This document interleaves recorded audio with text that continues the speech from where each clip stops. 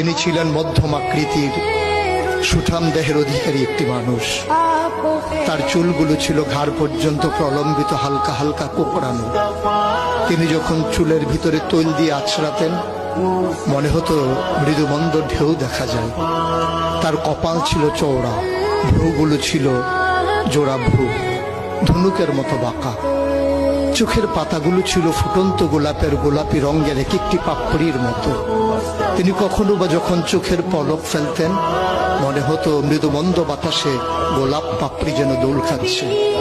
তার চোখের সাদা অংশ ছিল রক্তিমাভ সাদা, কালো অংশ ছিল কৃষ্ণ কালো। তার নাকটা ছিল খাড়া, নাকের ছিদ্রগুলো ছিল ছোট ছোট। নাকের নিচে ছিল সরু চিকন গোঁফ, গোঁফের নিচেই সেই গোলাপি রঙের ঠোঁট। তার ঠোঁটগুলো যখন কখনো বা মুচকে হাসত, গোটা পৃথিবীর মানুষ অবাক বিস্ময়ে দেখত। গোটা পৃথিবী